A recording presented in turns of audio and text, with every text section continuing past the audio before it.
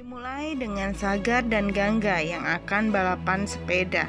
Sagar lebih dulu mengendarai sepeda daripada Gangga, karena sepeda Gangga masih beroda 4. Tanpa disadari Sagar, ternyata Gangga diganggu oleh para preman. Preman itu ingin merebut jalebi si anjing dari tangan Gangga. Tiba-tiba Sagar muncul untuk membantu Gangga. Sagar mengancam para preman, tapi apesnya Sagar dipukuli oleh para preman. Pukulan preman ternyata tepat sekali mengenai dada Sagar, hingga Sagar tidak bisa berbuat apa-apa. Gangga berteriak-teriak karena melihat Sagar dipukuli oleh para preman. Gangga sangat panik sekali. Gangga tidak bisa berbuat apa-apa karena Gangga dipegangnya oleh para preman. Gangga lari ke arah Sagar. Sagar masih tetap dipukuli oleh para preman. Sagar sudah tidak berdaya lagi. Dia pingsan.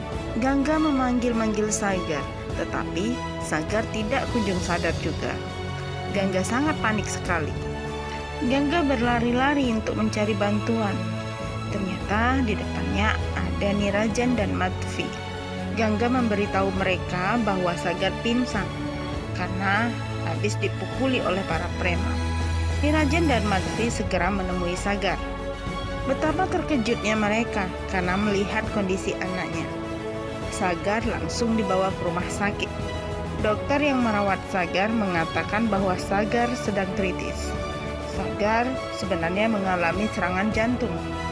Mereka sangat terkejut karena ternyata Sagar mempunyai penyakit bawaan sejak lahir. Dokter menyarankan untuk segera mengoperasinya. Nenek Kanta langsung syok mendengar kondisi Sagar. Ia langsung pergi menuju kuil untuk menemui pendeta. Gangga mengikutinya. Nenek Kanta bingung mencari pendeta. Ia memohon-mohon kepada pendeta agar bisa membantu Sagar. Nenek Kanta berkata bila terjadi apa-apa dengan cucunya, ia akan bunuh diri di sini. Pendeta melakukan ritualnya. Pendeta berkata, Sagar hanya bisa disembuhkan dengan satu syarat saja, yaitu dengan memberikan sindur di kening seorang gadis, dan gadis tersebut harus mendoakannya. Nenek Kanta bingung, gadis mana yang mau diberikan sindur oleh Sagar. Gangga berkata, aku yang akan melakukannya. Aku akan berdoa untuk Sagar agar ia sembuh total.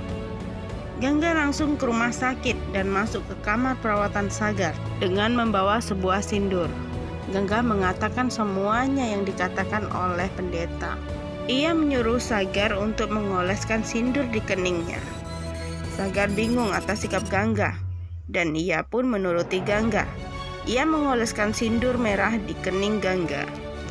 Nenek Kanta mengintip dan menyaksikan semuanya.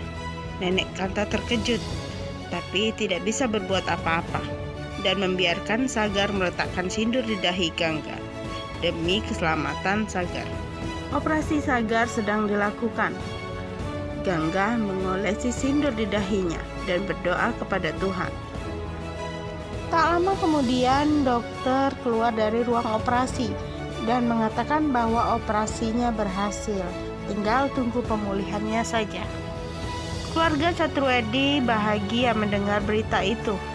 Pungki segera menelpon Bibi Suda dan mengabari bahwa Sagar baik-baik saja. Bibi Suda segera menemui Gangga dan akan memberitahu Gangga soal keadaan Sagar. Gangga mengatakan, iya, saya sudah tahu, pasti Sagar akan baik-baik saja.